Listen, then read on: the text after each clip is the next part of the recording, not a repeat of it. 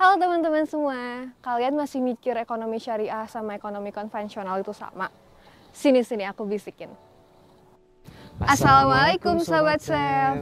Di video kali ini kita bakalan ngasih tahu kalian berbagai fakta-fakta mengenai ekonomi syariah. Yang mana mungkin kalian udah tahu, akan tetapi kalian belum selalu paham mengenai implementasinya dalam kehidupan sehari-hari. Betul banget, dan fakta-fakta ini bakalan ngasih tahu kalian tentang apa sih bedanya ekonomi konvensional dan juga ekonomi syariah. Langsung aja ke bagian yang pertama. Nah, buat kita nih mahasiswa, jika kita ingin berwakaf, kita tuh dapat berwakaf melalui cash wakaf link sukuk. Dengan sistem ini nih kita dapat menyumbangkan uang kita yang akan disalurkan menjadi sukuk negara, yang mana dari hasil imbalan sukuk ini akan dikelola oleh nazir. Jadi sobat-sobat chef semua, kita tuh nggak perlu menjadi orang kaya untuk mewakafkan sebagian dari harta kita. Nah, selanjutnya kita bakalan bahas mengenai trading saham. Mungkin teman-teman mahasiswa itu udah pada aware nih soal pentingnya investasi. Dan mungkin kalian juga udah mulai coba trading saham. Nah, sekarang kita bahas mengenai hukum dari trading saham ini sebenarnya boleh atau enggak sih. Nah, sebenarnya trading saham itu menimbulkan perdebatan dari ulama-ulama di seluruh dunia. Nah, tapi dapat aku rangkumkan bahwa trading saham ini sebenarnya boleh. Pendapat ulama yang memperbolehkan trading saham ini berbasis pada alasan bahwa trading saham ini selain beneficial buat orang yang melakukan trading saham, juga beneficial buat perekonomian di Indonesia. Dengan modal-modal yang didapatkan melalui saham itu, bisnis-bisnis memiliki modal untuk meningkatkan perusahaannya yang pada akhirnya dapat meningkatkan GDP dari Indonesia itu sendiri. Tapi harus mengikuti syarat-syarat yang diperbolehkan dalam Islam.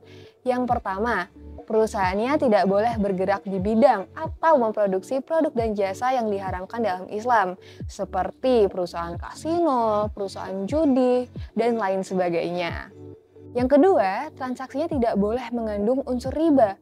Karena kita udah pada tahu ya, unsur riba itu benar-benar diharamkan dalam Islam, jadi tidak boleh mengandung unsur riba. Nah, yang ketiga adalah kita tidak boleh melakukan trading saham dengan motif spekulasi atau menerka-nerka, padahal sebenarnya kita nggak tahu tuh basic dari terkaan kita tuh apa. Jadi bisa dibilang masih belum nyata seperti itu.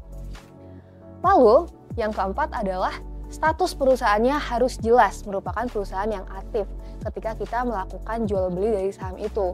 Perusahaannya benar-benar harus ada dan masih beroperasi seperti itu. Dan yang terakhir adalah pembayaran dari saham ini harus bersifat kontan.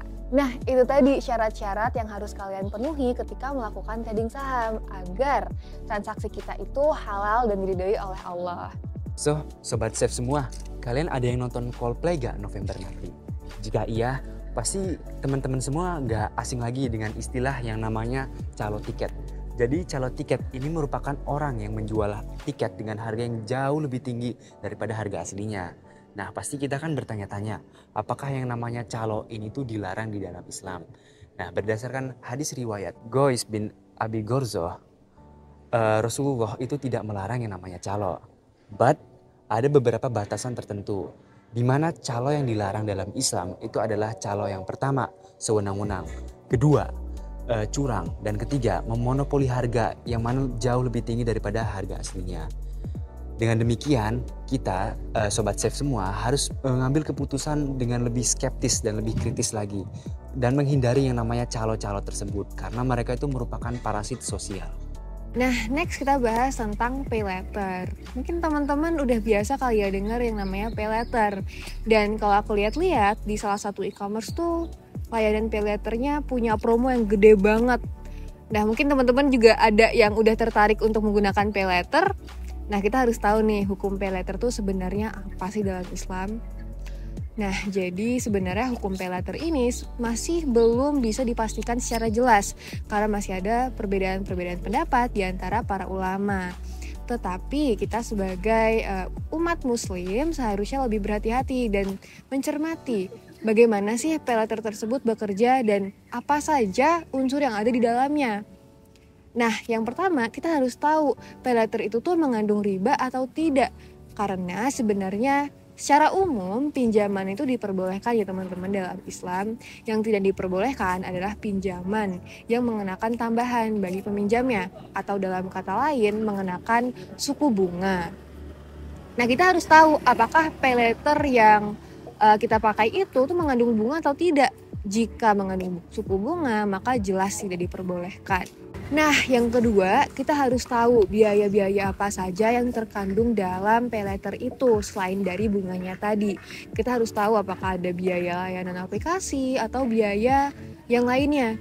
Yang menjadi kunci adalah biaya tersebut harus jelas untuk apa. Karena ada salah satu atau salah dua dari penyedia pay later itu tidak mencantumkan biayanya itu untuk apa. Mungkin saja biaya tersebut untuk hal-hal yang sebenarnya tidak diperbolehkan dalam Islam. Jadi kalau misalkan kalian tidak tahu tuh biaya untuk apa, lebih baik jangan menggunakan pay later. Tetapi kalau misalkan kalian tahu bahwa tidak ada suku bunga, tidak ada biaya yang tidak jelas untuk apa, mungkin diperbolehkan saja teman-teman.